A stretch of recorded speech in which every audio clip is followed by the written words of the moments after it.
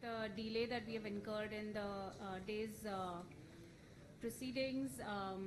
This is our last session for today, and we're going to essentially discuss the importance of implementation of flood mitigation interventions for Mumbai, and we have tried to sort of look at the idea of interventions from a very different, from various different lenses. So some are, more policy interventions. Some of them are academic interventions, research interventions, project interventions, working with different stakeholders like private developers, etc. So really hoping for another really powerful and multi-dimensional conversation in this session as well. So I'm Lubaina Rangwala, for all of you all who don't know me. I'm the program head for urban development at WRI India, based in Mumbai, and really excited to be moderating this session on interventions with you all.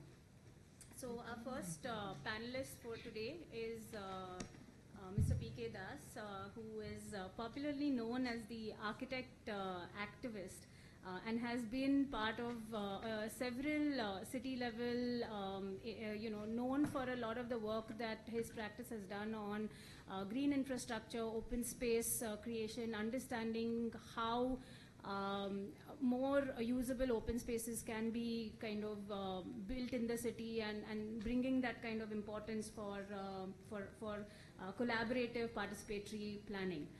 So over to you, PK, if you can. Okay, you could probably go on to the next one. But I think what I'm really referring to very quickly is that the event of floods in cities, not just in Mumbai, but world over, is to be also understood as a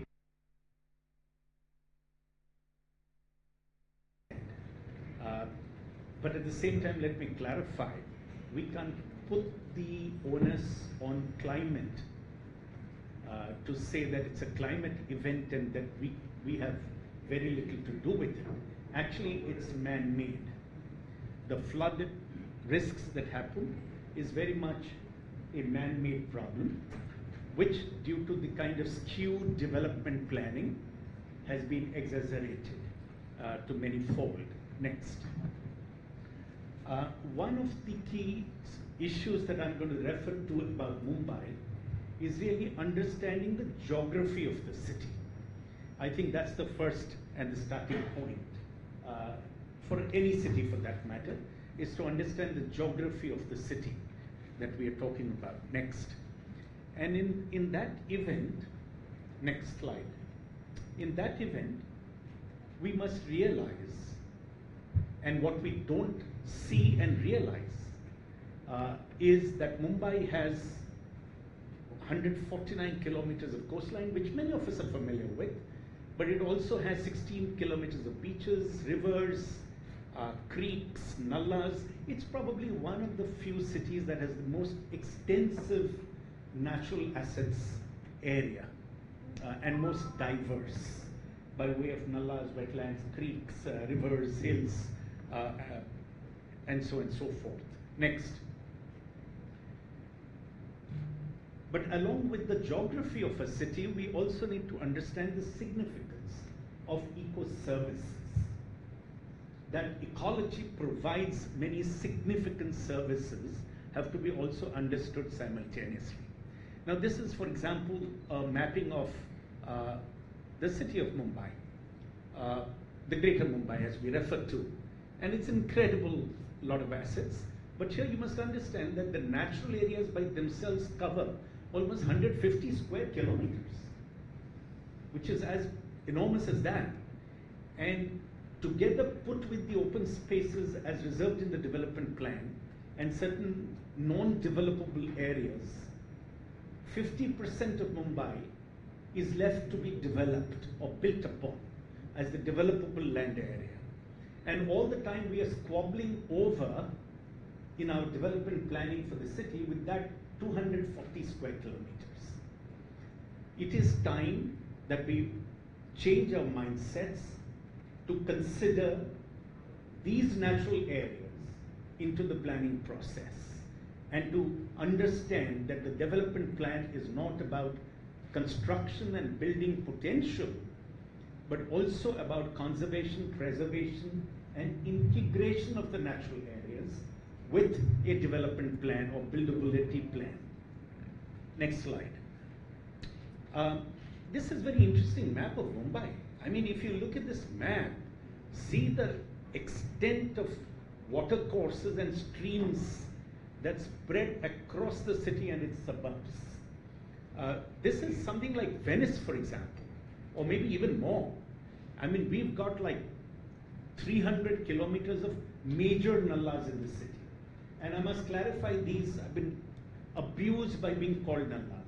These are actually the original water courses. Most of them are the original water courses of the estuary.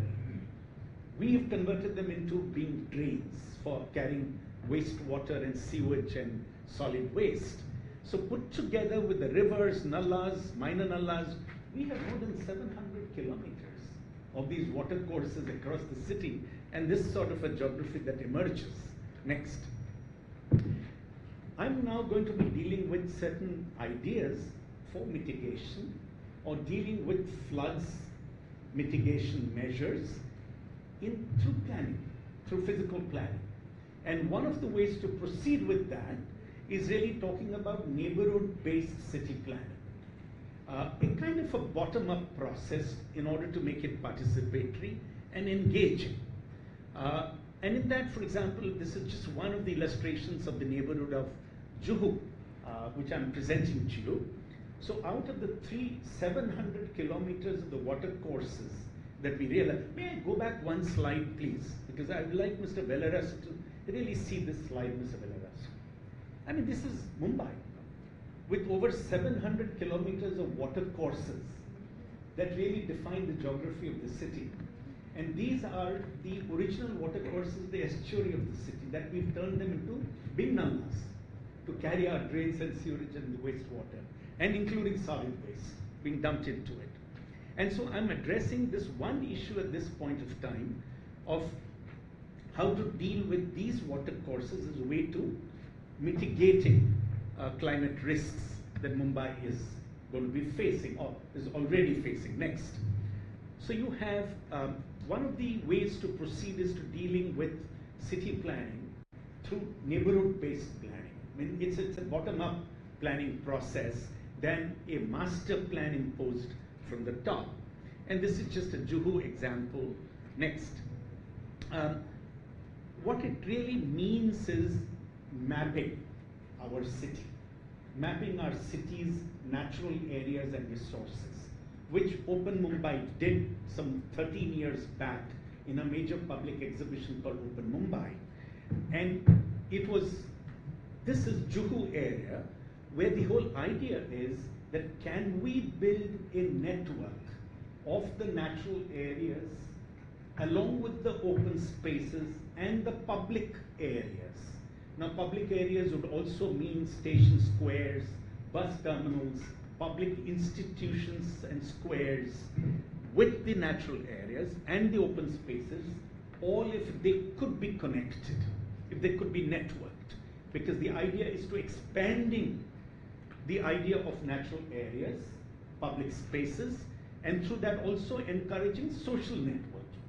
That means the networking in physical terms of public spaces would also encourage social networking, which I will not elaborate, which is the backbone of any mitigation measure and sustainability plan. Next. So this is just a familiar slide of the abuse of our natural areas. The bottom two slides is more specifically of the Irla Nala of Juhu. Okay. Now I'm just not putting the blame on the right side slide that slums come in and they are the abuse. There are many complex phenomena. In fact, one of the big problems is the top slide, where the corporation has gone ahead in building these impervious concrete walls all along our nallas and rivers. Not only along its edges, in many instances even the beds of rivers have been concretized. Now this is a very dangerous phenomenon, because what it does is it severes the symbiotic ecological relationship between land and water. And I'm just putting it as simple as land and water, but there's a lot of life, marine life, and sensitive eco-life that survive and contribute to a sustainability model which gets severed in that process, including flood vulnerability. Because what it does is the absorption capacity of the areas around these water courses get severed. The water fails to then drain into what are naturally the lower geographical areas that then lead to the sea. And those are then, therefore, it sort of exaggerates the flood vulnerabilities. Now in Kerala, there is an experiment that we've taken up. It's a pilot project, which could then be applied to the 300 kilometers of the major nallas of the city, where the 6 kilometers of compulsory open space after the Chitli Committee report could then be turned into public spaces, and we developed them for walking, cycling, vegetation, etc. One fortunate or unfortunate thing that we cannot do is break down these concrete walls. But at some point, eventually, probably, that is inevitable. And what we could start with is now puncturing these walls and letting the water and the ground start breathing to revive that ecological relationship, that intimate relationship that exists between ground and water. And that relationship is important for the survival not just of the land, but also the water, for both, for that matter. Next. Quickly, can we play this film, please? Just a minute or 2 minutes. Samarth, can this be played? Just hover over it. Just hold, yeah. The play kind of. This explains how we are approaching to cleaning of the water, making it odorless by a nature-based solution, not through capital-intensive technologies. We just heard Mr. Bellarasu mentioning that SWD is largely an engineering division, and so they can only think about an engineering solution. Human people world over, governments world over have tried to capture or demonstrate man's power over nature. I think it's time we accept that we cannot exercise that power over the forces of nature. And we have to take an approach towards building with nature. And nature-led city planning has to be a different mindset that we have to now pursue. Now, having said that, it's calculated. Oh God. Anyway, unfortunate. But this slide would show what are the measures we take at a low expenditure. For example, this costs for a pilot project of 1.5 kilometers, 6 crores of rupees, as opposed to a capital expenditure of 65 crores and a maintenance cost of 65 crores over 10 years of an engineering, high engineering solution of cleaning the waters. And what we're doing this very simply in collaboration with IIT and NEERI is a Pythoroid solution. These areas have already been developed as public spaces. The water cleaning process is yet to begin. So I think that's the, can we then move on to the next slide? Unfortunately, this will not play, but this was a very significant slide. The next point that I would like to touch upon is with water and the conservation, restoration, and the reinvigoration of the 700 kilometers of the water courses. We undertake this project of developing public gardens, what I call are the linear parks as an idea, opposed to the idea of central parks, along these water courses. And in a very simple term, what it means is developing the idea of city forests. Now here's an example of city forest. Here's an example of city forest developed along the Irla Nala in Juhu. Next slide. Now, to sum up, if all of these ideas are put together, treatment of the water, nature-based solutions through pythoroid and other mechanisms, the development of city forests as an idea, reinvigoration of the water courses, breaking down the RCC concrete structures that are stifling the water, decanalizing our natural water courses, building more porous barriers that harbors coastal edges and life that nurtures a balanced ecological sustainability. Just to give you an example, in Open Mumbai plan put up 13 years back, we could develop not less than 1,000 kilometers of linear parks of water and trees that would change the entire geography of the city and reinforce with ideas of mitigation, not just against floods, but also to a great extent of mitigation against the climate risks and climate events that we're talking about. I think that's probably, just move on please, probably the last slide. I leave it with this picture, which is sensational, that we see but we do not realize and recognize. A lot of Mumbai is this. This is the Malad Creek, but we want to canalize this for more construction potential.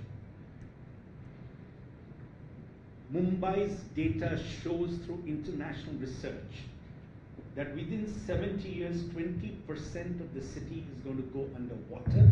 It's established through research, not just my data or Indian oceanographic data, but international data. And areas have been identified to be more specific, areas that are going to go underwater. So let's be careful, let's think, let's have a change of mindset. Let's go for low expenditure mitigation measures. Let's talk about nature-led planning and nature-based solutions and not merely high capital expenditure engineering solutions. Thank you. Thank just you. one point, the central objective of this really, in social terms, is to rebuild and to regain a nature-people relationship, which has been severed with the ideas of urbanization and city making, as I call it. We need to rebuild an intimate nature-people relationship. Thank you.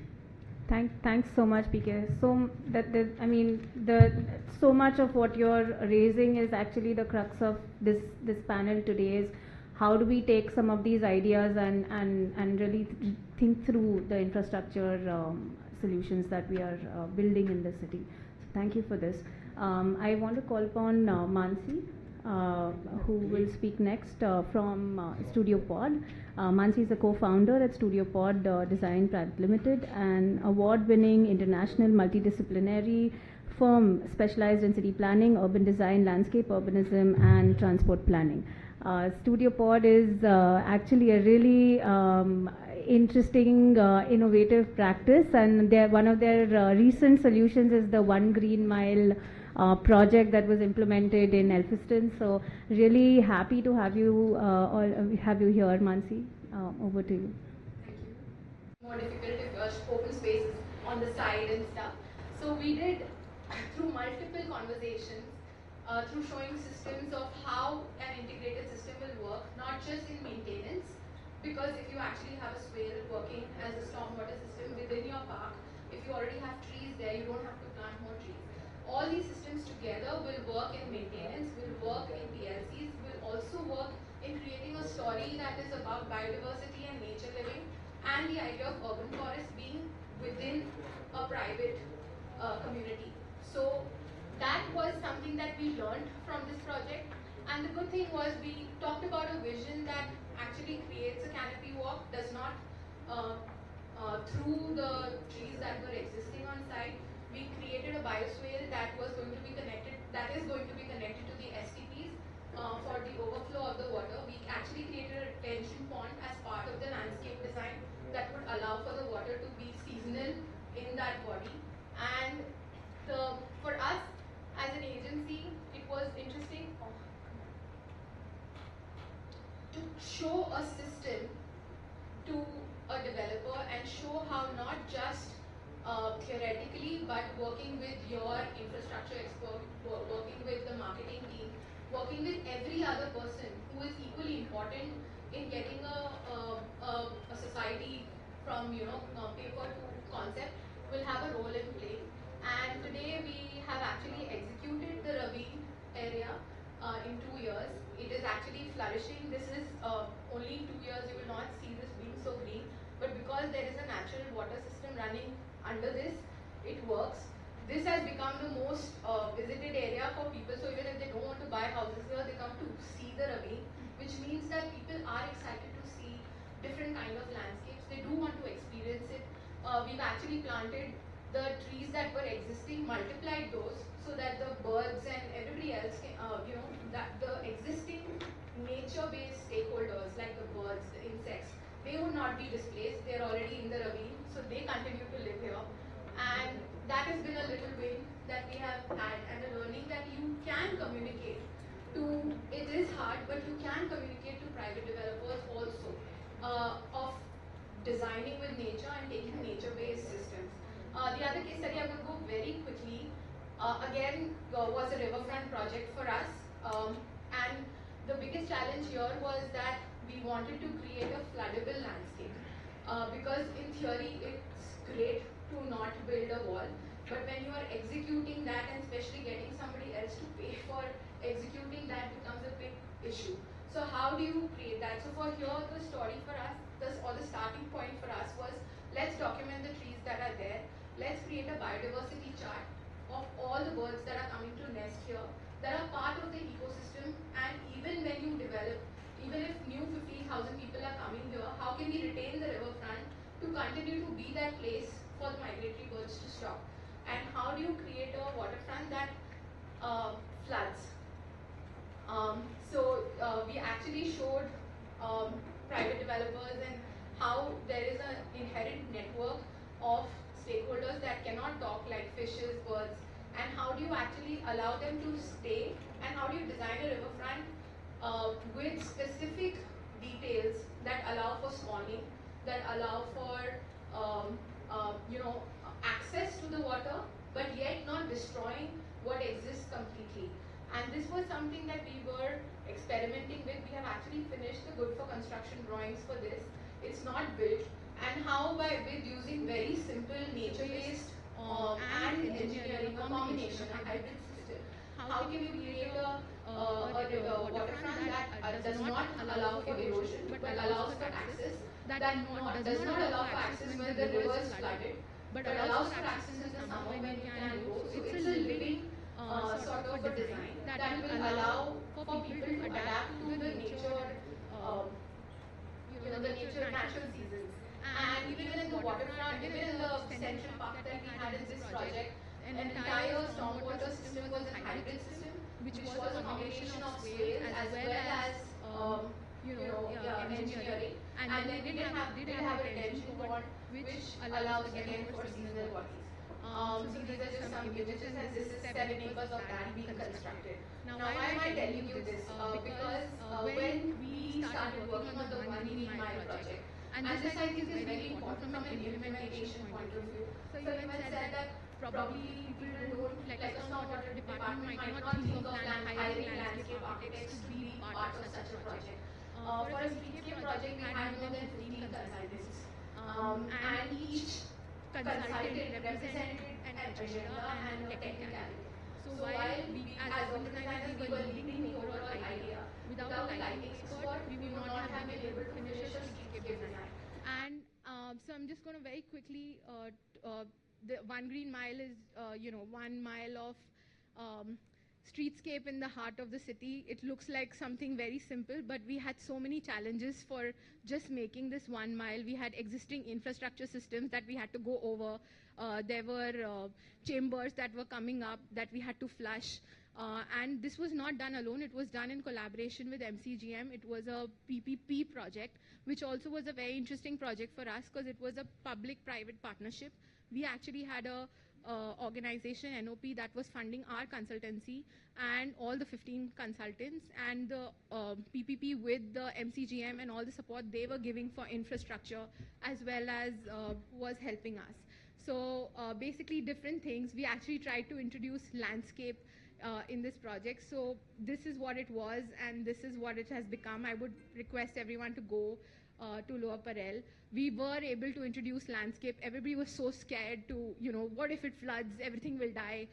So hopefully we were able to get species that will survive this monsoon, we'll know. But the idea of making our streets green, making them more integrated with infrastructure could not be done, and we would have loved to do it. And that's something that I would really appeal to everyone here, that get the right consultancy team, even if it's a stormwater department RFP, allow for 15 consultants to be part of the team and maybe make it mandatory. That even if you don't see any use of a lighting consultant, make sure that in a public project you have that representation. And that will actually help us achieve a lot of things. So these are just some projects, these are there on our website. In the end, I'd just like to say that Mumbai has a lot of potential. Mr. Das already pointed out so many specific facts. I would like to point out that when you actually combine the open spaces, the streets, the waterfront, the edges. Mansi, really wrap up. Done. I'm looking like a really bad moderator right now. No. We can actually create a future for Mumbai, but I think it cannot be done alone by MCGM or by any private builder, all by consultants. It's really about getting everyone. So please make space for us and allow us to work with you so that we can, achieve targets that we create. I would like to add the last line to your talk. I'm sorry, with a small difference. MCGM would have to take the leadership role as a public sector organization. Yeah, People cannot take it upon themselves unless corporation takes it. We will support MCGM. Yeah, I think it's different. We cannot take it away from MCGM. No, they own this. Or supplement their strength and capability. I think both are meaning the same. Not really, sir. Not really, sir. This is where the problem has been. You see, the problem is that you, as a public sector organization, you hold a mandate and responsibility. Right. I agree. Capital expenditures, budgets cannot be mobilized through voluntary effort and should not be, because they lead to privatization of public spaces. That's it. Great. You could have run your small video. That was wonderful. I have seen that, but for something it's not running. Okay. Maybe we can try at the end of the session. You have it online, YouTube or something, you can try it. It is. At the end of the At the end session. of the day, you can try that, Yeah. Thanks. Maybe after the next one. Yeah. Maybe after at the end, once the panel is, because we have actually a lot of people online who are also waiting for this panel. So let's kind of be respectful of that time. Thank you so much, Mansi. That was a great presentation, and I think a lot of these common themes we'll pick up on in the discussion. I want to now invite Jite Nauta from Deltaris. He joins us with, he has 35 years of specialist consultancy experience as strategic advisor at the Applied Research Institute at Deltaris, and his experience includes water quality, integrated flood risk management, master planning, and IWRM ICZM studies for inland and coastal water systems in numerous countries worldwide. So, Jite, great to have you on the panel. I hope I'm pronouncing your name right. Please correct me if that was wrong. And over to you. Thank you so much for joining us. Okay, thank you so much. Thank you also for inviting me for this very interesting workshop. It's good to see images of Mumbai again. I've been there, I think, I haven't been there since 2014, but I recognize many of these photos. What I would like to do today with you is walk you through a stepwise development of an integrated flood resilience plan. This was work we have done for the World Bank. I hope it may trigger you. The idea was to come up with nature-based solutions where possible in a city, in this case, Yangon in Myanmar. I hope you see the big screen, otherwise I have to change the display mode. But for all these cities, we see a lot of ongoing development. Cities are growing fast, have lack of space, and therefore less storage and infiltration and more service runoff. And that leads to floods. On top of that, of course, you see accelerated sea level rise, storm surges, leading to floods and erosion. And not in the last place, pollution, droughts, water quality issues, heat stress, land subsides, etc. So what I will do in a moment is show you a tool where you can address all these things in a kind of combination. What we should realize is that there is a kind of paradigm shift from civil engineering to more nature-based solutions, what we also heard previous two presentations. Therefore, to a more sustainable and resilient environment and hopefully more cost-effective solutions. But at the same time, with this uncertain future and the need to be adaptive, the future unfolds more rapidly, we have to act fast or we can otherwise move to a different strategy. Above all, and it will also be at the end my main takeaway, we need to understand the system. So this is just a conceptual model of a sponge. The name the Chinese give to this. Water comes in as a kind of water balance and runs off, infiltrates through paved or unpaved areas, with or without vegetation, with or without measures. If we don't understand this, we may consider and we may propose measures which are either over-dimensioning it, and therefore way too costly, or just under-dimensioning it, therefore not solving the problem. So it all starts with understanding how the system is in different parts of your city. I'll give you a stepwise approach for a project we carried out. It's finished last year for the city of Yangon, World Bank project, as I mentioned, and very much affected. A coastal city affected by the coastal storms. This is tropical cyclone Nargis coming in 2008. We had to develop a plan for the coming 20 years, meeting Yangon's own vision, a city of blue, green, and gold, and realizing that resilience, of course, is not only about resisting the flood risk, but also to relieve and recover once it happens, and adapt, of course, towards the next situation. So the steps you take is first be very clear on the objectives, think in terms of prevention, spatial planning, or emergency, so the three different levels in the middle, and not only local scale, but also large scale.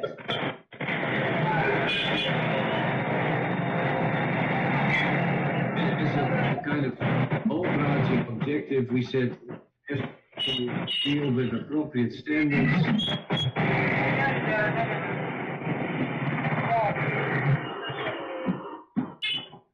And it should provide safety to each and everybody towards a prosperous future, safe, healthy, and attractive living environment. So these are the ingredients, the stepwise approach for the plan. And then, of course, you can consider all sorts of interventions, structural, non-structural, lining up on a roadmap towards meeting the target. And this is from 2020 to 2040. If we don't do anything, it will only get worse and less safe in relation to all the ongoing developments of socioeconomics, but also, of course, climate and sea level rise. But then we can move in time towards the target, the targets we set. And you can do it in different ways. We distinguished here different strategies, a lean and mean strategy, a fully blue-green strategy, and a safety for all strategy.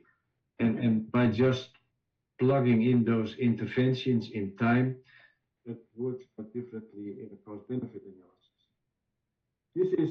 the situation where the combination of fluvial, and coastal water is leading to all sorts of flood events in the city. This is once again a reconstruction of Cyclone Nargis in 2008. You see many parts of the city are affected by flooding. The city itself includes commercial, residential, industrial areas, parks, but also port areas. And in this study, we have been addressing that in different ways, but just zooming in on different pilot areas. Using a tool which we call the Resilient City Toolbox, it comes with over 50 different blue-green measures, which we can just in a kind of GIS environment implement, as you see on the middle graph here, and then immediately see what it means in terms of the flooding situation, or in terms of the water balance. And at the same time, it provides us the cost. It links to the size of the measures, and it comes with cost and maintenance assessments. Well, what sort of solutions are part of the database then? You see a couple of photos here from bioswales to drainage and transport drains, to green roofs, to retention areas. And by just playing in the GIS environment on top of these models, water balance models, we can just consider different options. The gray solutions, the more traditional ones, usually require much less space, but at the same time are less flexible and coming with higher investment costs. Nature-based solutions usually take a lot of space, you see the green areas here, but are more flexible and cost-effective. So the tool then can help us in a sort of process together with the stakeholders, designing or basically redesigning certain areas. It starts off again with understanding the system, how much water comes in, how much infiltrates, where does it run off to, and then together with stakeholders, you can set standards on water level or discharge or whatever, for different return periods. Here we do it with a touch table. If you can try and summarize in maybe a minute or two. Yeah. This is where we do it together with the stakeholders, looking here on the left pane to the flood situation, on the right pane to where we can consider different nature-based solutions, with the idea in mind that we retain upstream, we store where possible, and we drain where necessary. So you see the environment where we consider different measures resulting in different costs and different solutions. The guiding principles for this planning exercise is creating acceptable levels of flood safety, maximizing on the resilience, align with urban planning and other developments, be very location specific, start both big and small, and with the low-hanging fruit in the or low regret measures, and optimize the planning horizon. We now talk about 20 years, but many of these uncertainties come for the next 100 years or so. So think to that as well. Then all these measures together, structural, non-structure, bring you to a residual flood risk. And we were realizing that in Yangon, a city in setup a little bit simpler, we can only do so much with nature-based solutions. There is maximum 10 to 20% problem-solving capacity, simply because there is too little space to get it implemented everywhere. So we had to rely on structural measures as well, embankments, pumping stations, and even barriers, and of course a whole range of non-structural ones.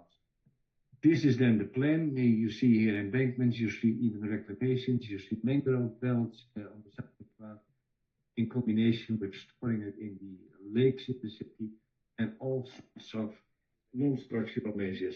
Even a barrier here on the creek system to avoid flooding due to storm surges. Well, then in summary, the key takeaways, in all these studies, wherever you are, the data and the system understanding is key. If you don't know what the system is all about, you cannot design solutions. We also say blue-green where possible, gray when needed. You can only do so much with blueprint solutions. Consider these uncertainties and be adaptive in time. You may have to make different decisions 20 or 50 years from now. Be flexible, therefore. And always realize that floods disproportionately affect vulnerable communities. Direct impacts, increasing mobility and economic impacts. So safety for all is quite a challenge. The references here are to our Applied Research Institute. We are the advisor to the Dutch government. I even learned an hour ago that I will receive 4 of your engineers from MCGM coming Monday, so we can discuss this in more detail. And I also link here to the Resilient City Toolbox on the website. It's just freeware. So I thank you for your attention. This is the biggest flume in the world, where we just have studied the wave dampening effects of willow trees on the foreshore, and it has the same effect as mangroves. We're now growing mangroves, and next year we start those experiments with mangroves.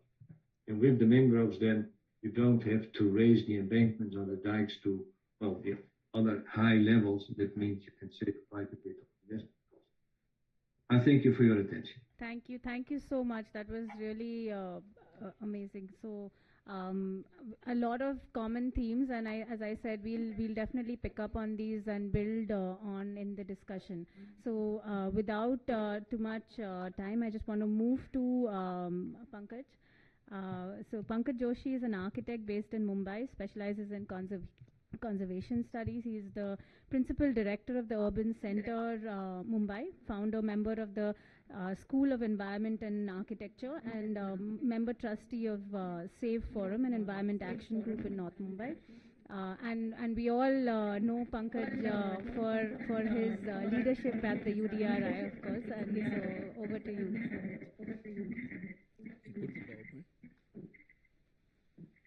So what I'm trying to, in fact, all the presentations, I'm looking at very simple, small 3 policy modifications which Stormwater Drain Department had pushed through in the development plan of Mumbai when the development plan was formulated, which was turned over, which is negating all the work which Stormwater Drain Department is doing, fundamentally in terms of the structure of the city.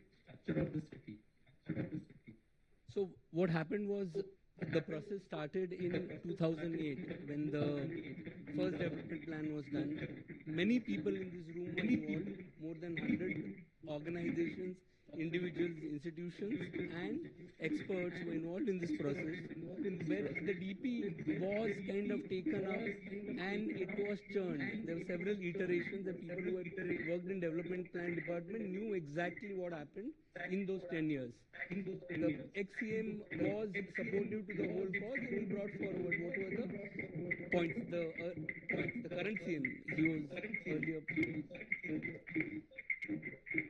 The participatory process happened through municipal corporation. It was held in all ward offices.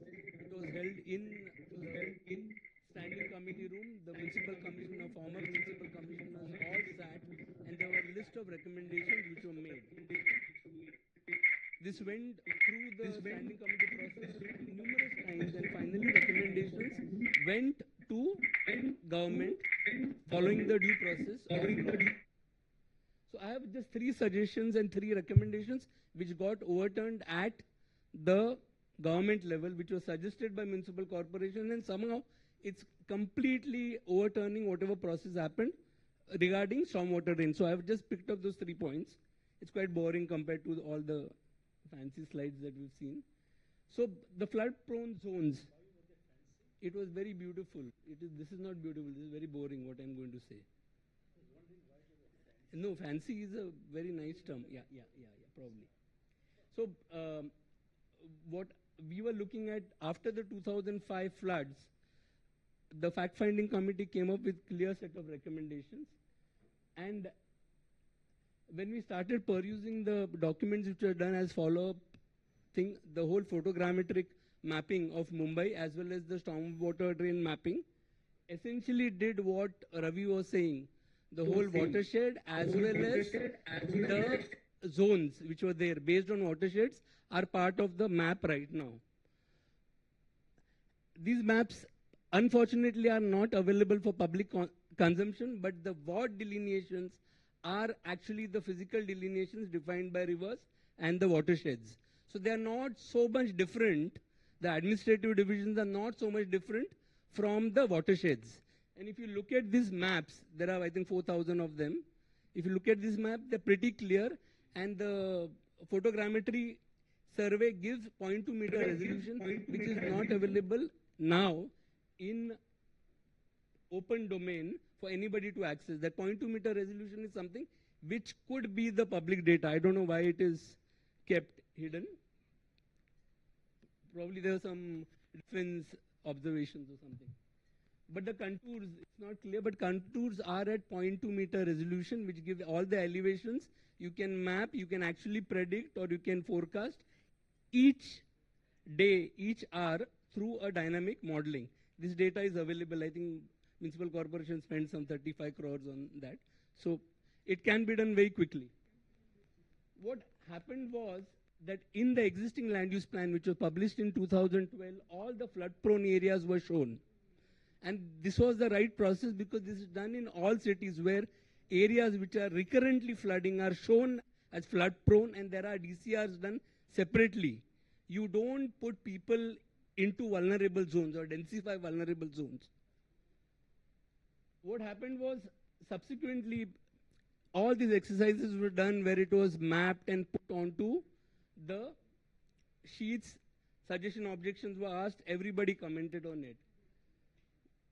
And these were the same areas recurringly flooding because of the geography of it. Despite pumping, despite increasing pump, it started with 90 pumps. I think now there are more than 400 plus pumps which are getting installed. They still flood. They need to be pumped out because of the geography. But what happened was when the plan was published by the state in 2018, all these flood-prone zones were removed. Why this data is not being shown? If somebody wants to invest in a house, should they not know that this area is prone to flooding for some days? Because geographically it, and this is also clearly following compliance which is needed in section 22J of the Maharashtra Region and Town Planning Act, which asks the local authority to map and put this on the plan. Sorry. Yeah, the section is there. You can look at the BEAR Act. 22J is very clear on proposal for flood control and preventions of river pollution. The thing is that if you look at Houston or you are looking at even New York, they have special DCRs framed for these areas are clearly marked, and DCRs are framed that they should not be densified. They should have a building typology which could be stilt, which could have water retention tanks. We are doing all of that, but we are not acknowledging in the DP, and we are not showing it. So essentially, that leads to a lot of anxiety to people. Say, oh, again, this got flooded. This is prone to flooding, and it needs to be dealt in a different way. So this was our first request, that can this be reinstated back on the DP? It is a 37(1) or 37(1)A modification of MRTP. Stormwater Drain Department can propose. It can go through the municipal corporation to UD, and this amendment or modification can be shown on the plan, which will make this furthermore clear. Sorry. The second is, this is something which happened in 2004, where open spaces were allowed to be done on podium, which would entail 100% of plot becomes concretized, because open space is shown on first floor, second floor, sometimes on the 13th floor. This happened in 2008, and subsequently there was a challenge in Supreme Court as part of the Kohinoor Mill, where municipal corporation in this petition agreed that the flooding is being caused because of excessive concretization of floor space, and RG, recreation grounds, which is mandatory layout RG, should be on Mother Earth, and there should be no basement, there should be nothing on the podium. This was upheld by the Supreme Court in 2013, and of course this was the 1991 modification in the 1991 DCR. And under Article 21 of the Constitution of India, right to life, this was upheld by the Supreme Court. Now, in order to circumvent the Supreme Court judgment, I don't know if that's true, the DCPR of 2034 overturned it and they said RGs can be on podium. Actually, the fact is not very clear. It's been challenged again whether a subordinate legislation can change a Supreme Court direction. Because DCPR are done under a DP which is done under a MRTP Act. So it's like a grandson changing his grandfather. It's changing the Parent Act. So can it be done or not is a different question altogether. A subordinate legislation, can it change law, which is a Supreme Court judgment? So that is something which is there. But this is something, no city in the world is designed for 100% runoff.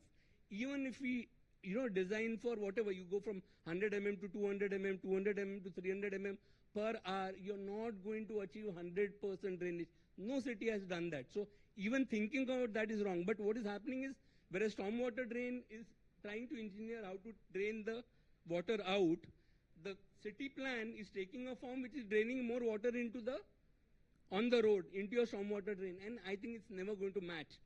Forget climate change. In the current situation also, it's not going to match. So I think this is the second point is, there is a Supreme Court judgment, can we relook at it? Why should recreation ground, which are percolative open spaces meant for playing, be on 13th story so that car parking can be done? Because what is happening is having impact on all the stormwater drain network of the city.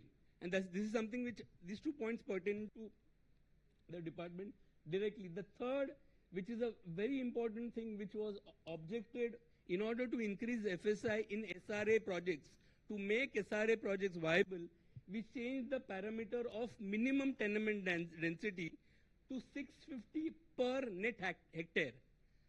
This 650 to net hectare means that if you use the FSI of 4, you're talking about in 1 hectare population of 11,700. Means 1.1 million people in 1 square kilometer. So if you take this figure, the whole of India can be housed in the Mumbai metropolitan region, half of Mumbai metropolitan region. So the absurdity of this density is very clear. When you are prescribing a density like this, you're pushing the most vulnerable in SRA schemes into pockets which are highly dense.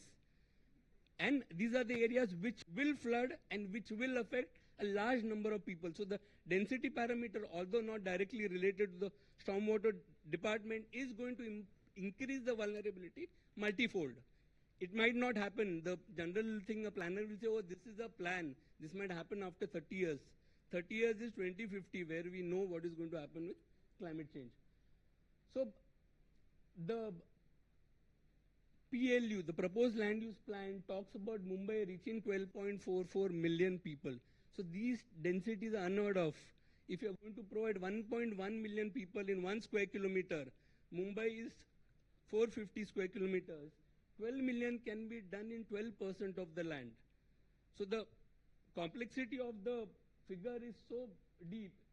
If I just explain it further, on Oval Maidan, which is 22 acres, you can house 1 lakh people. That is the density which we are looking. In metropolitan region, you can house whole of India. You can green rest of India if you want to implement this density. Rest of India can become like complete green and you can have that. So I think there is something fundamentally wrong with what we are saying and what we are doing. And there's a disconnect between what stormwater drain department is doing or wanting and what development plan department is doing. So I think I should end it here because I have several please. Pardon? What is your contesting? FSI is 6? No, FSI is 4. 4 in SRA. FSI 4. No, I am saying the density of minimum parameter of 650 tenements per hectare, whereas National Building Code talks only about 500 max. Sir, FSI is a misnomer. It's the density which is crucial. So what is happening is that the repercussions are there on public health, they are on everything. So this is the max density in National Building Code, 500 tenements. Pankaj, if you can please wrap up. Yeah. So looking at the density, my only request is these 3 things which will affect stormwater drain department intimately, and it's not going to solve the problem unless the core of this in development plan is taken for. Thank you, sir. that was extremely and very important intervention.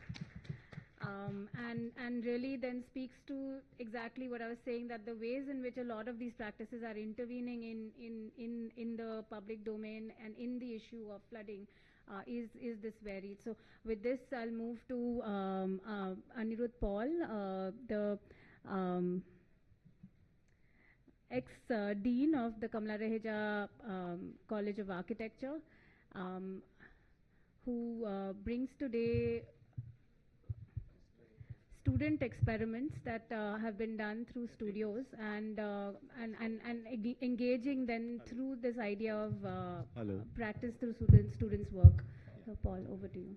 Okay. Thank you, Lubaina. So what I'm going to talk about today is, I think, fundamentally one aspect, which is like, yes, we understand that our cities, and I won't repeat that, we need to now build resilient cities. And what does it mean for planning?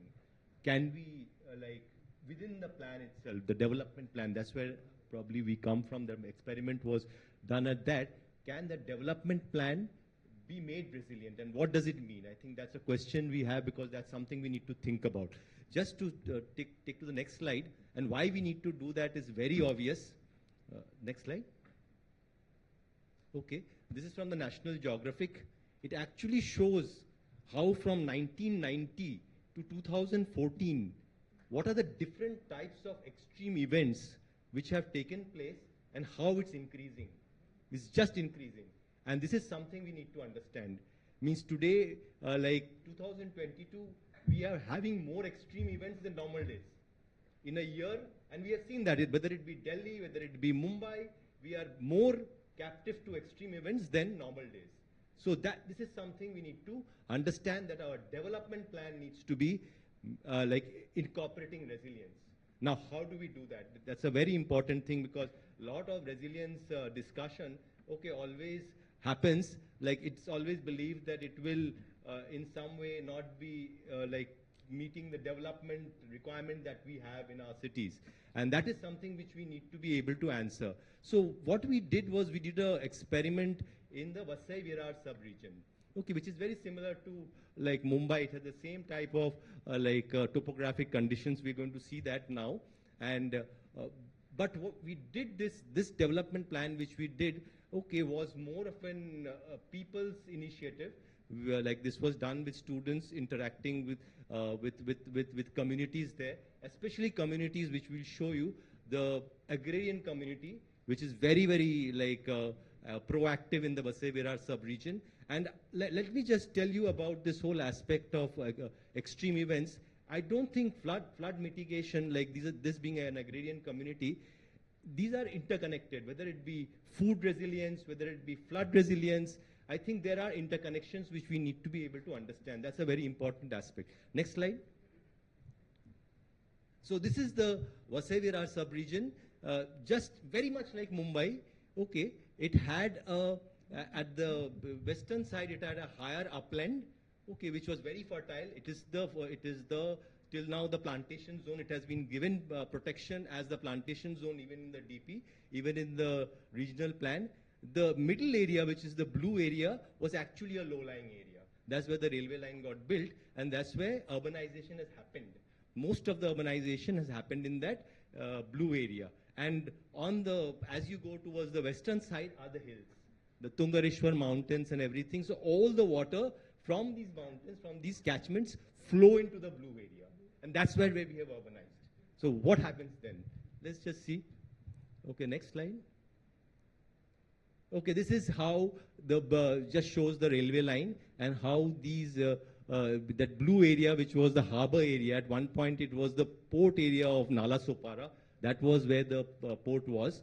Okay, actually that's how it is urbanizing. That's the way it is urbanizing, is getting filled up. Okay, and next slide. Okay, that shows, this is the section of the region, right from the higher shore uplands to the middle lower area of the harbor area where it's getting urbanized, to the hills. So it shows these sections and does analysis of the land cover. Next. So this is clearly the urbanizable area. This is like what they have done. Even there were existing water bodies, which you can see they have concretized. Okay, they have so-called carried on beautification projects. These are very, very like projects which are common to our imagination. Municipalities do it all over now. And let's see what happens. Next slide. Oh my God. Either like just the main critical slide, and that was a slide which showed that same place getting completely flooded. I don't know why it just got cut off like that. Okay, but this is what happened. This is the situation which is aggravating. This is what has been happening over the last few years. Not and this is happening as the urbanization is increasing in that blue area. What we saw, this is what has been taking place. And if you had seen that, that would have shown that pond itself got flooded.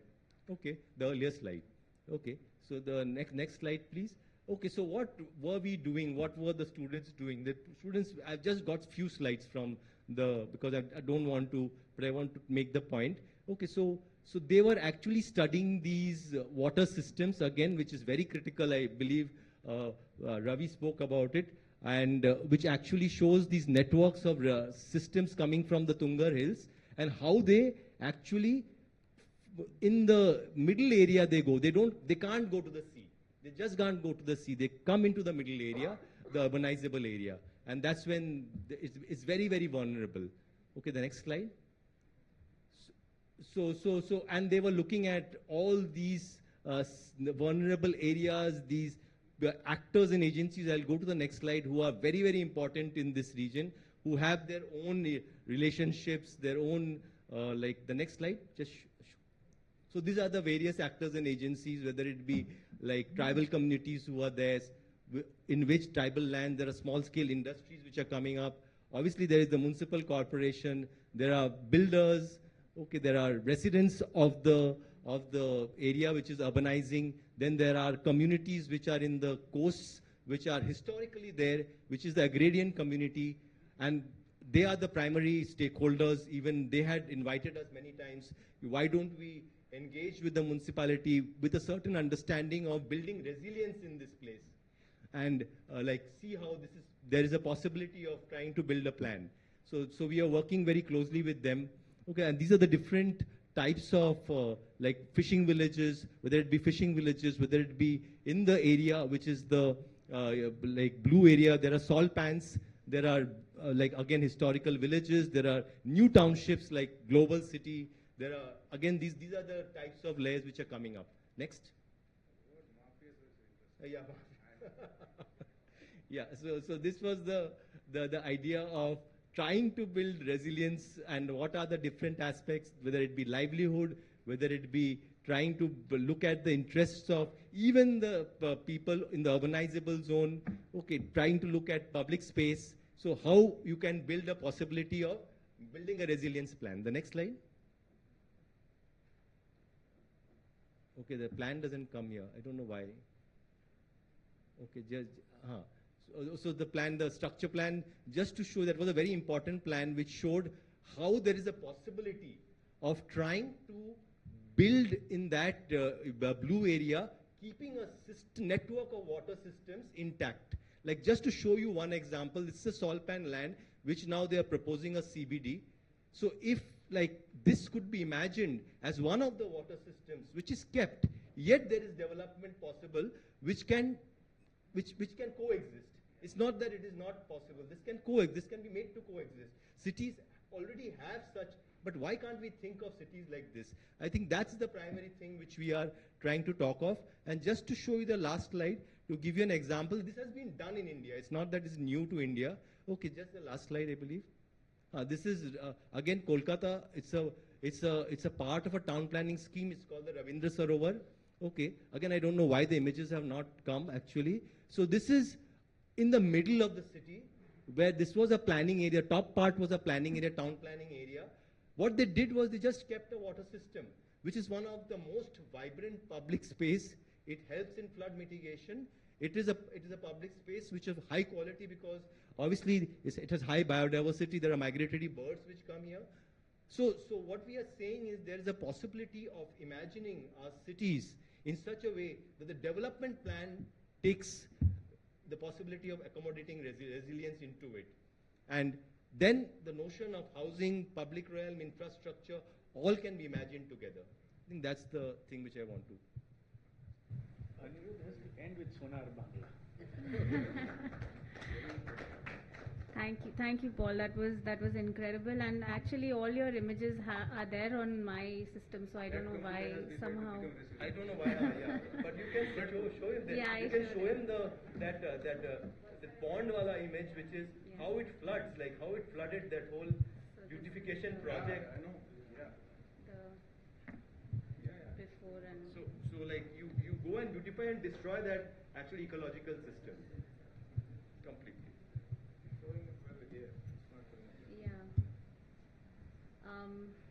Great. Thank you so much. Udari there, who's been a part of the like the one of the our students. Yeah. Great. Dulari, maybe you can join us in the discussion that we'll follow. But before we end, we have one more speaker, Nikhil Anand, who is an environmental anthropologist from the University of Pennsylvania in Philadelphia, and Nikhil has actually been a really important advisor through the Mumbai climate action planning process. And in fact has also, from Philly joined a lot of our stakeholder consultations at 3 o'clock in the morning.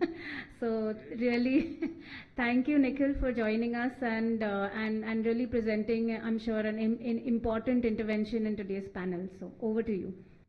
Okay, I'll just wait. So much. How terrific that this workshop has been organized by CGM. Thank you so much for the invitation, and it's really exciting to see the openness with so many great interventions and experts in one room. I know the city is in good hands. The question really is how to make the hands work together. As many have talked about already, Mumbai's climate has changed, and the cyclones, cloudbursts, and very heavy rains of the recent monsoons have made clear that climate change is already part of our everyday environment. And no one knows this better than the engineers in the stormwater department. I have worked with them. I worked with the engineers in the Navgo pumping station, seeing as they anxiously navigate when and how to turn the sluice gates open or closed at different times of the monsoon. Following the catastrophic floods of July 26, 2005, the Tripsley Committee report that Pankaj pointed out earlier showed that the rain event was an exceedingly rare 1 in a 100-year event, and that expanding the city's stormwater drains would ensure that the network would work during normal times. But normal times are a thing of the past now. The extremely heavy rainfall of 2005 has happened several times since. And this is not just true in Mumbai, this is true everywhere. The city of Houston, here in the United States, for example, has experienced 3 1 in 500-year floods in the span of just 2 years, right? So where do we go from here as we think about cities and flood all over the world? Respectfully, the problem cannot be solved by waiting for better data or waiting for better technology. And this is because floods are not a technical problem. They are a design problem. Landscape designer Dilip Tikuna has put it well. He says that floods are declared a problem, or floods are declared as events when water crosses a line that humans have drawn. When water crosses a line that humans have drawn. The technical experts of the city work very hard, engineers in particular, to put water back in its place, to make land dry again. And this is a long history in Mumbai and in many other cities, right? And we all know that the floods that regularly visit the city from its earliest days are a direct consequence of the concretization of Mumbai's wetlands over the last 200 years. Every year, rain and tidal water simply return to occupy the same grounds that were once Khari, that were once creek, that were once talab. As a result, city residents who are living in these geographies are very accustomed to living with regular floods. And despite significant and hard work of BMC officials to manage stormwater drains, to upgrade the system, we can now handle 50 millimeters of rain per hour at low tides, the floods are getting worse. And they're getting worse because both climate and concrete construction have intensified. It now occurs in parts of the city that never used to flood. And so the city's near future depends on how the city plans and regulates to this persistent and increasing presence of water in the city amidst concrete and climate. Now, when I say concrete and climate, it's very clear that the problem cannot be handled by the SWD alone. There's a lot of environmental and social and design and architectural work that's going on in the city that is the cause of these problems, and that can also be a solution for these problems. Climate change has shown important blind spots in our urban planning and development projects, in our infrastructure projects, not just in Mumbai, but in many other parts of the world. So where do we go from here? I want to just highlight very quickly two problems and two solutions. The two problems. First, and as many have talked about today, urban plans and departments in the city are siloed and divided. And for a large part, many of the interconnected issues in Mumbai are handled by different departments. For example, stormwater drains, sewage, and roads are all managed by different departments in the city, and there's a good case for them to be done so. Yet the water in the city is always mixing across these different departments. Nalas hold sewage, rivers hold stormwater, the sea enters rivers and wetlands, and leaking pipes are recharging our aquifers. These different waters need to be read and treated as part of a single interconnected waterscape in the city. They cannot be effectively administered separately. For example, the design capacities of the stormwater drainage system depend on what the stormwater engineers identify the coefficient of runoff in the city. Currently, that coefficient of runoff is estimated to be 100%.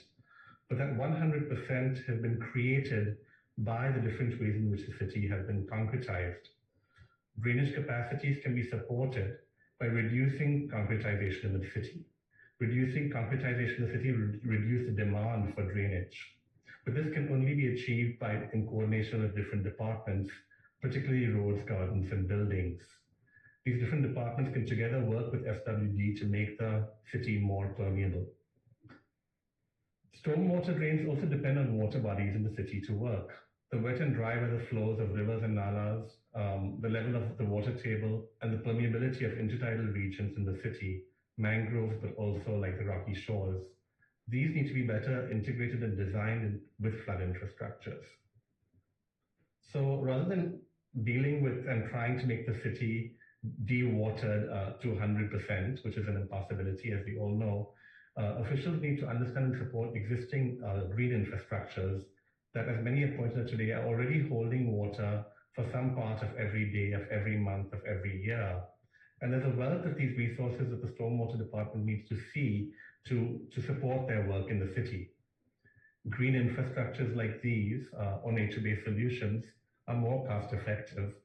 They can and already do complement costly engineering solutions, such as water retention tanks or stormwater drains.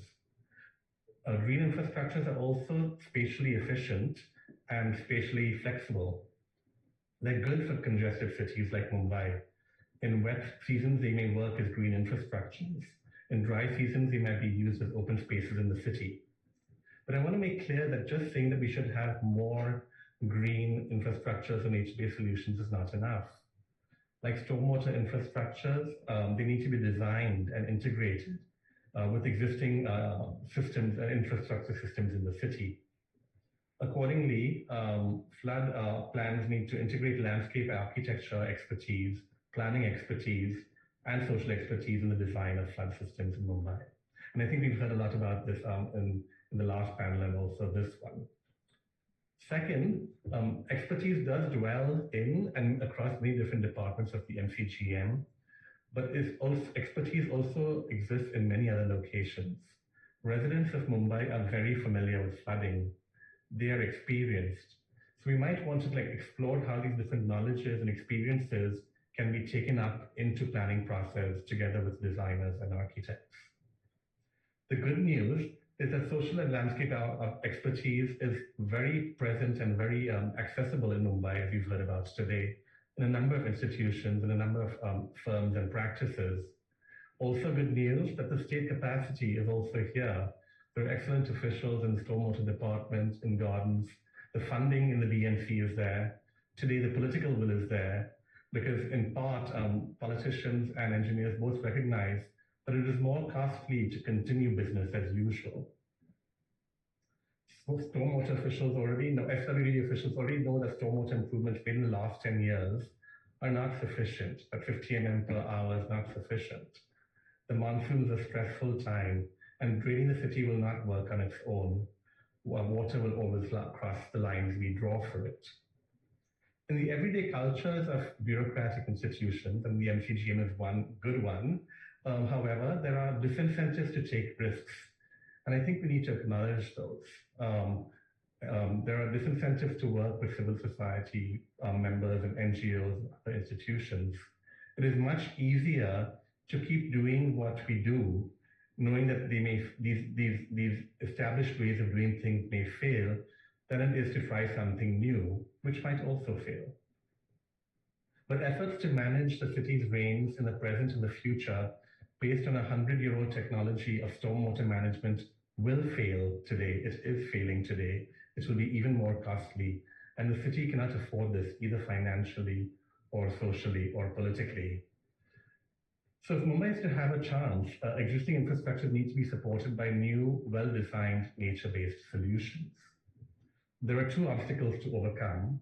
The first is what I've talked about earlier in terms of how it's safer to work in established silos, even if we know that these are insufficient. The disincentives to infrastructural innovation and collaborating across the departments needs to be thought about seriously by the city administration. The city administration might think about different ways to encourage different departments to work together. For example, the AMC's office might consider how they might mobilize resources for pilot projects that are socially, technically, and environmentally innovative, or award awards for innovative projects in which the SWD department can collaborate with stakeholders both in MCGM and beyond. Second, and related, flooding is not a technical issue alone. It is primarily a social one and an administrative one. And publics need to be treated not as project-affected persons, but as project-invested persons. Currently, it's not just floods that are harming vulnerable groups in the city. Flood infrastructures can also do this. New gray or green infrastructures often displace communities without due process or compensation. But these projects will only produce more vulnerability, which is why they're put in place in the first place. And these projects will only produce more pain if they're built on the backs of those that are informal residents of the city. So projects that improve the quality of life on the ground, that support existing ways of living, formal or informal, will succeed in the city. And we need to treat the experiences of those that are living in the city as experts.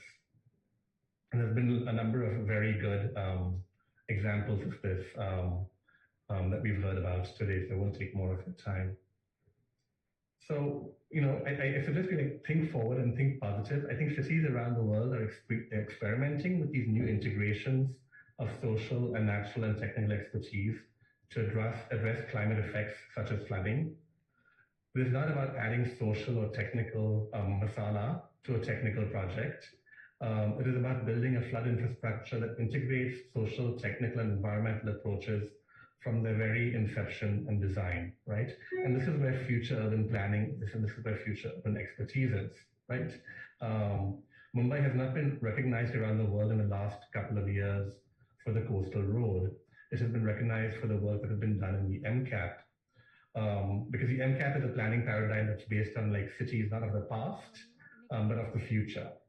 So MCGM has an opportunity here to be recognized for leading in the integration of gray, green, and social infrastructures. Let's work. Wrap up. Sorry, let's yeah. work together and do this, and I'm done. Thank you. No, but really, thank you so much for making my job really easy today, because that was a great concluding intervention for today's panel, and today's series of sessions that we've had for day one of the workshop.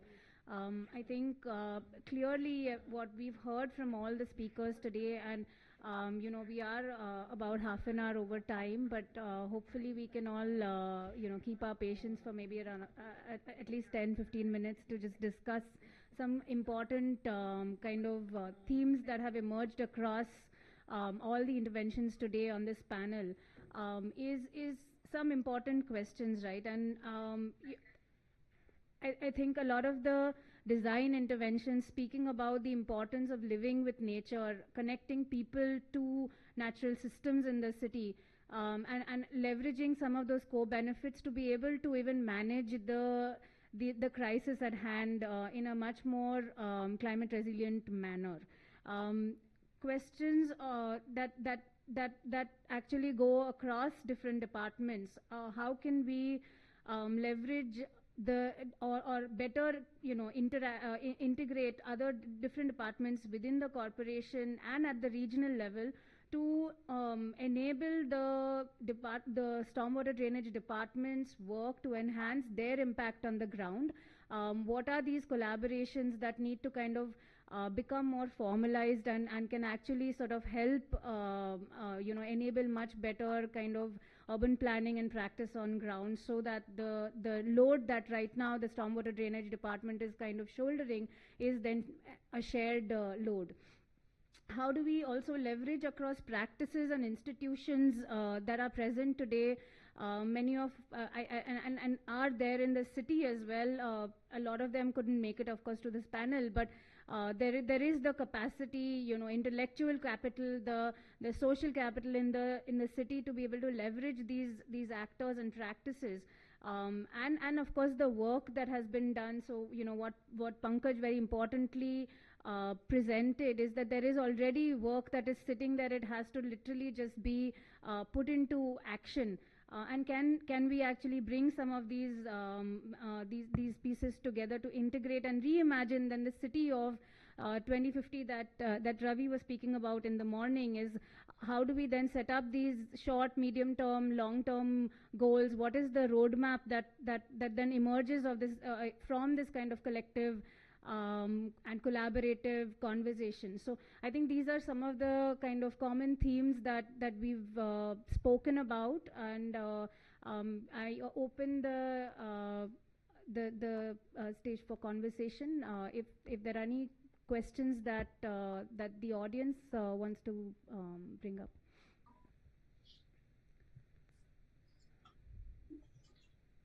May I just add a line? Sure. It's true that, there is a whole lot of things that are interrelated and connected. I mean, DP is important. So is people's engagement. So is town planning policies. I mean, everything is connected. But if we look at each one's role is also important. In a certain specific manner, within the larger objective of, a comprehensive sort of take or understanding. So coming down with that logic, SWP has a specific task cut out, which it has to perform and not do its task because DP is messing it up. Just to give you an example, I'm not saying DP is not messing it up. Please don't misunderstand me. Now, if that specific task also has to be understood carefully, and it has to be in tune with the larger theme of sustainability. I think that is one of the points that I would like to sort of repeat, therefore. And how can SWP function unless it understands the land, geography, and the natural conditions that exist, like the wetlands, the mudflats, the floodplains, the water courses, the mountains, the way water flows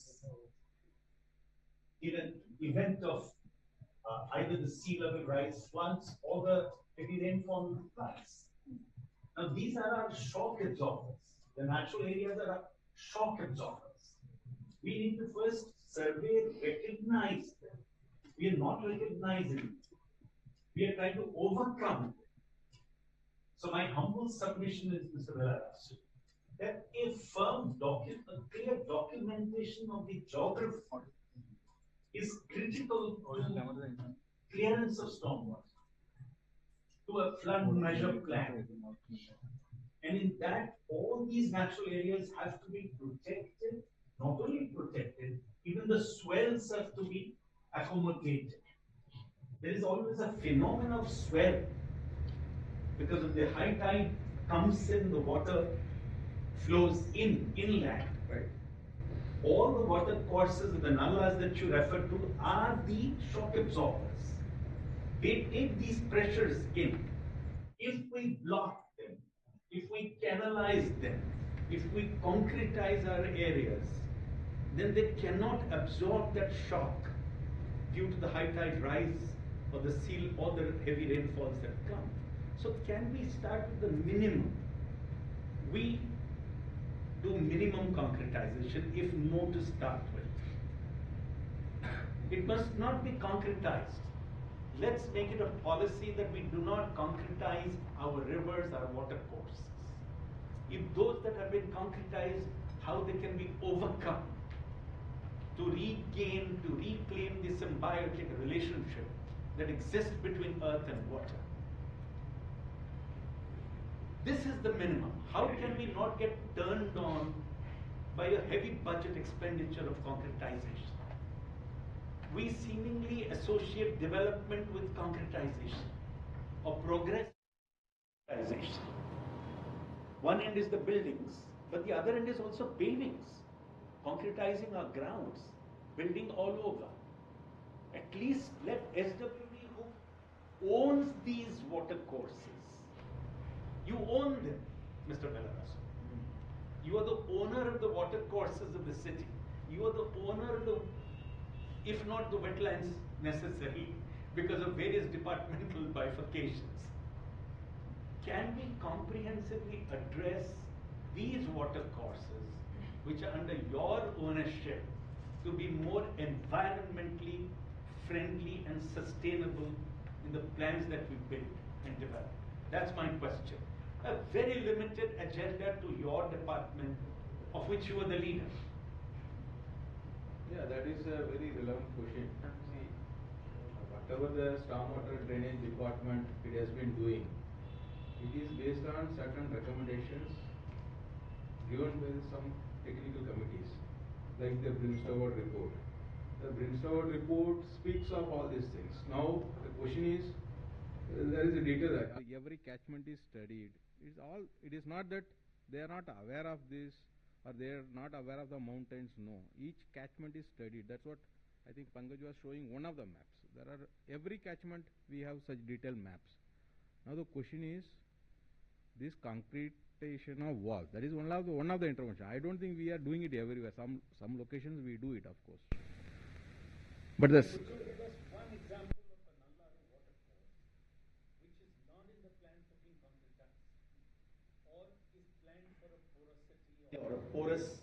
Yeah, I'm coming to that. So now the idea is whether it has to be completely concretized or there can be the interaction can be maintained. I think the 2-3 presentations they are talking about nature-based solutions. I think everybody is talking most of talking about nature-based solutions, right? So we have to, with open mind, we have to again look at this option. Please. Yeah. So that we have to do. Yes, but what the department has been doing, it is based on the recommendations of the technical committees. Now whether it can be modified in tune with the current thinking, whether we can, like some suggestion in the different departments, they have to work together. Yeah, that is a point, because some departments, even though we informally work together, but yeah, there can be more integration. So the departments can be more integrated and the solutions can be thought of. But sir, not even going into integration, sir. Let me repeat. I'll give you 1-2 practical examples. Sir, Chitle committee suggested 6-meter mandatory open space on either side of all rivers and nallas. Right. I'm not questioning 6, whether it should be 6 or 10 or 2. Now SWD gives permission to reduce it to 1.5 meters at places. Why? Because SRA demands a lesser open space. There is no access to you to even reach those nallas and those ponds. SWD department gives permission to cover them permanently with concrete slabs on big lengths, arguing that manholes are enough to go down and de-silt them. I think, You know, I'm just giving practical, I think, sir, a very practical suggestion. Now you made your point. Now, Gee. yeah. Now what I'm saying is there are some examples like that, but that is not the general thing. So the SRA also, they have their own mandate, right? So they have to give the housing to the informal sector. But you have to give NOC, sir. Fine, listen. This is not a debate. I'm trying to make my point. Right? Gee. So now there are multiple agencies working on with multiple objectives. Whether the nature-based solution is it the only objective before us? No, right? There are other agencies which have the housing objectives. There are multiple agencies, multiple objectives. So we have to find a solution which serves all, right? The case you are raising, the SRA projects, maybe that SRA project may not be viable unless maybe the fire and OC, there has to be turning radius. So certain circumstances when we allow the width to be reduced. That's on a case by case basis. That is not a general decision. It's not a general policy, right? So yes, we would have given in the past, but that is not the general policy. Now, we also have to understand, Mumbai itself is sitting on the reclaimed land. So when we talk about all these nature-based solutions, so we are sitting in an island which is against the nature basically, right? It's a big oxymoron. We comfortably sit and talk, give space to the rivers, give bloody space to the breathing of rivers on a reclaimed land, right? So now the reclaimed land, like morning I given a presentation, it has different difficulties, different intricacies. So there are a lot of complexities to how we address. So there is a department which has a mandate to address these problems immediately, right? So we are doing that. And also we are open to the idea it can be more broad-based, it can be more open, there can be new thinking. So there has to be a overarching new framework has to be developed, right? That we are in agreement, total agreement, right? But till the framework comes, till that thought process evolves to maturity, we will continue to do what we do because that is the mandate, right? So at least now these things are coming to the fore because there is a workshop, at least some people who have, like Mr. He has mentioned, there is expertise everywhere, otherwise also outside.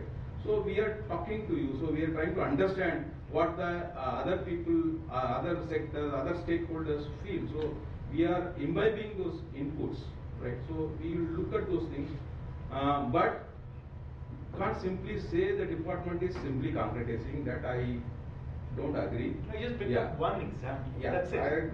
That's You're doing absolutely commendable work in many ways. Right. I'm just citing one example. So the Miti River also we have done the concrete walls, right?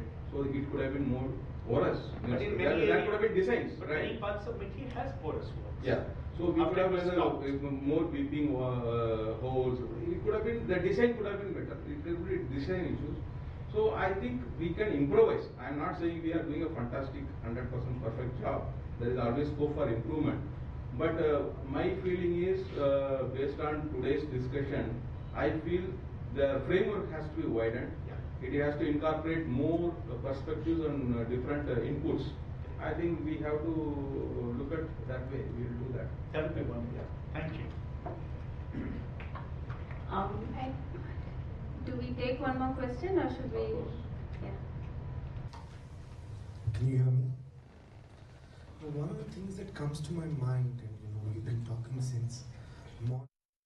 One of the things that comes to mind across all the presentations, across all the panels, many of them, maps, lines, and images. They tend to hide as much as they tend to show. and intending to hide things. We seem to be talking again and again and in many ways only of nalas, streams, and other water bodies. And so you rightly mentioned that, so much of land has been historically reclaimed, and that gets erased from the map. That doesn't get shown onto the map, which conveniently shows that these are the water courses that need to be addressed at this moment in time. So that historical erasure is a flawed argument. It is completely unjust, because that injustice is meted out to others, to those who are making land in the same way that the other land in Bombay has been made. So I think that's something that needs to be kind of recognized in the climate action plan as one of the most important things in thinking of directions towards the future. I am just going to put on the table a very broad and overall perspective. In a monsoon-fed region, is there another way of looking at water? Not as a way on constantly being under pressure to drain and to create dry land, and therefore create this separation as an idea of a dry land and wet spaces, but kind of embrace the wetness in some ways in our entire city and its landscape. So I just wanted to put that proposition on the table, that we are a monsoon-fed space, and we need to think of our space very differently than knowledge that comes from elsewhere. Thank you.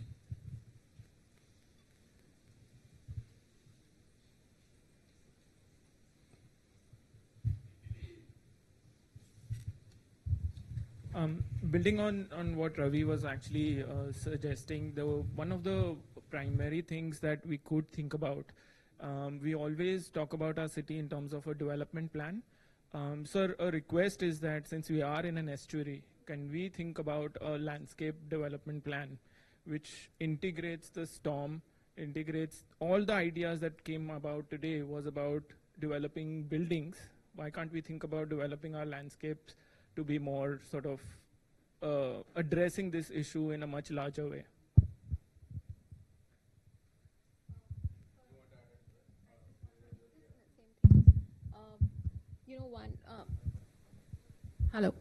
One mechanism that has been followed globally, for example, at one point, New York actually declared its water body as a borough so that it can create a budget, it can create a planning department specifically dedicated for water.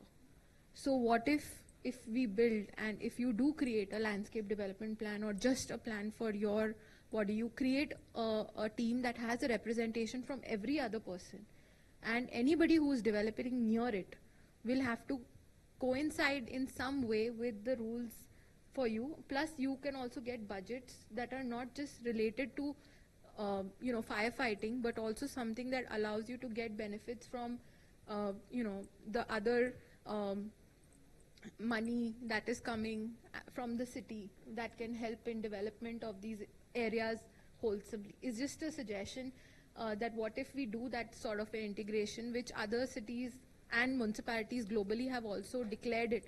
Even in Allahabad, the riverfront, the Ganga front is actually Kumbh district has been declared so that it has its own budget, it has its own planning department, because it's different from Allahabad city. So what if for a city like Mumbai, you do collaborate with other people to create special rules or policies for the land that is going through very dense developed areas in Mumbai that allow for nature-based solutions, everything, but not just in isolation.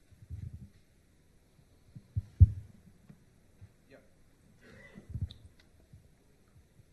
I think both the questions, I think it deals with basically what Pankaj was pointing out. So the DP, there are the flood-prone areas are already identified. So for some reason, whatever reason, it has not gone through. So So the point what he is trying to make, and if I understand correctly what you are also trying to make, so these lands which are prone to flooding can be treated in a different way, and if at all some development comes, if there is a charge on them, so that can be used for the developing the area also, and it can be a source of funding. As I think many countries do that. Even the Netherlands have dedicated budget for upkeep of maintenance of the water works, including delta works.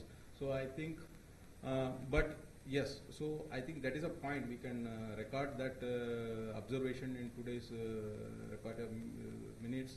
But there is another department which is dealing with that. That is the DP department, and that is another long process. So it's not part of the stormwater drain department, but it is part of the MCGM. I think we can take it and record, and we can discuss more on that later.